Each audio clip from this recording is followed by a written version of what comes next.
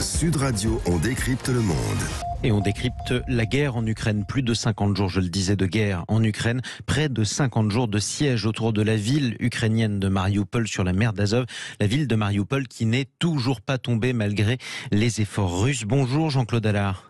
Oui, bonjour. Bienvenue à vous sur Sud Radio. Vous êtes général de division, chercheur associé à l'IRIS, l'Institut de Relations Internationales et Stratégiques. Je le disais, la ville de Mariupol qui n'est toujours pas tombée, cela ressemble à un miracle. Comment expliquer une telle résistance alors même que les derniers soldats ukrainiens sont manifestement retranchés dans des tunnels et dans une usine ?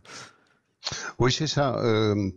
Si je prends l'image d'un château fort, quand même, il faut dire que l'ensemble des enceintes extérieures, si l'on peut dire, est prise, et il reste que le donjon central qui n'est pas prise, et dans lequel se sont réfugiés les environ 2 à 3 000 combattants.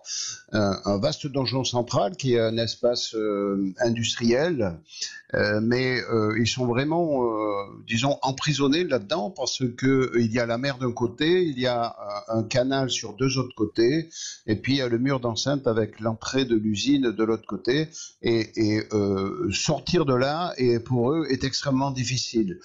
Le reste de la ville est tenu par les Russes, donc on peut penser que le donjon central tombera parce qu'il faut de l'eau, des vivres pour les soldats et puis des munitions pour continuer à combattre. Et il n'y a aucun moyen pour les Ukrainiens d'aider cette garnison encerclée. Alors mettons-nous à la place des défenseurs de Mariupol, des derniers soldats qui se battent.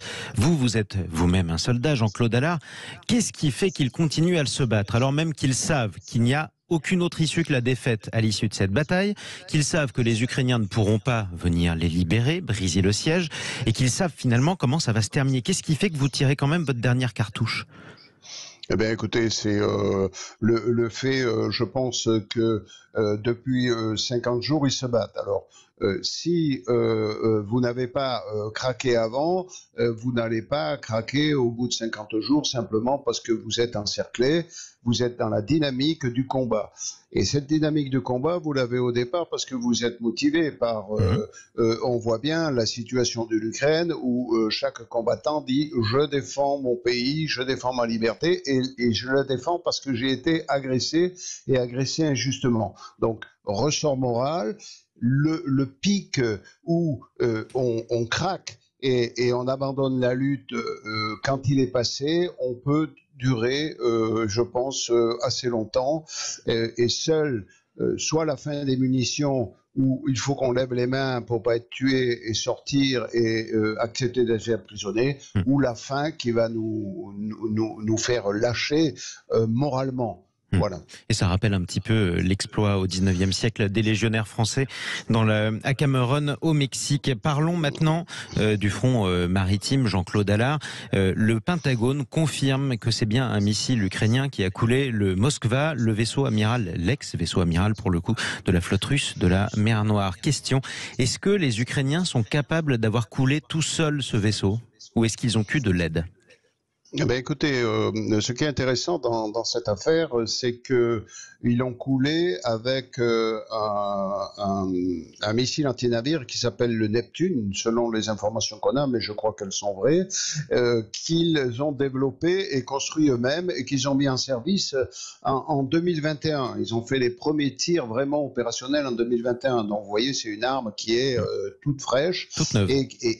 Toute neuve, voilà, et qui permet de se défendre, de défendre les côtes jusqu'à une distance d'environ 250 km. Donc ça couvre les eaux territoriales, les zones d'intérêt. Et donc là, en 2021, les Ukrainiens se mettaient en position de bien se défendre leur approche territoriale. Ça, c'est un premier point. Alors, il y a un radar qui va avec, qui permet de détecter ce qui se passe à la surface des océans, s'étend jusqu'à environ 500-600 km. Donc là aussi, c'est intéressant parce que c'est un radar particulier qui permet de voir au-delà de l'horizon. Donc c'est un radar de grande qualité qui arme aussi les Russes et les Chinois d'ailleurs. Et ça, c'est la deuxième chose. Mais après, il y a, comme depuis le début du conflit, la couverture renseignement donnée par les Américains via les satellites et via les avions radars qui volent au-dessus de la Roumanie et qui a aidé à localiser ce bateau. Donc c'est et puis troisièmement, il y a eu cette capacité de défaire les défenses antiaériennes avec des drones qui ont leurré les radars. Il faut quand même noter que ce croiseur était prévu pour faire la défense antiaérienne de toute une flotte et il se fait avoir. Donc c'est un coup très dur effectivement pour l'armée et pour la marine russe. Dernière question, des responsables américains ont pointé un risque d'escalade russe, pourquoi pas nucléaire, dans la mesure où la Russie n'essuie que des échecs face à Kiev, en mer avec la fin du Moskva et face à Mariupol qui ne tombe toujours pas. Est-ce que une escalade nucléaire est crédible ou les Américains en font trop ? Écoutez, je crois que dans ce type de conflit, il y a beaucoup de discours aussi d'un côté et de l'autre. Il y a l'escalade nucléaire, il y a aussi un très grand affrontement verbal pour l'instant sur la question des armes chimiques.